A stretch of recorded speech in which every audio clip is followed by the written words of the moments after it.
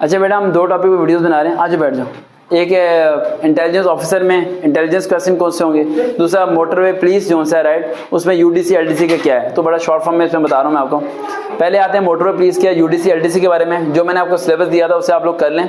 और इसमें UDC LDC में 80% कंप्यूटर के मतलब आने वाला है। तो भाइयों क्लास 9, 10 की जो कंप्यूटर की बुक है उन्हें ओपन कर लें, उनकी एमसीक्यूज को याद करें, उन्हें प्रॉपर्ली पढ़ें। मैथ और कंप्यूटर ये 2 सब्जेक्ट को अगर आपने सही तरीके से कर लिया तो बासानी तरीके से आपका जो सा है वो एलडीसी यूडीसी का पास हो जाएगा। लेकिन अगर आप इंग्लिश वगैरह पे फोकस करने का सोच रहे हैं तो वहाँ इतनी जल्दी फायदा नहीं है वो करने का, पास नहीं होंगे। तो ये 2 सब्जेक्ट हैं, इन्हें आप करें।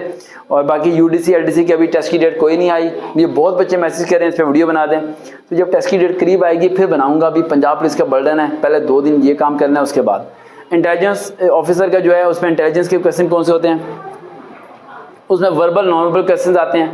आप यूट्यूब पर सर्च करें इनिशियल फोर्सेस सर्वकार में, उसमें वर्बल नॉन वर्बल क्वेश्चन के मैंने प्रॉपर्ली ट्रिक्स बताए हैं कैसे करने हैं।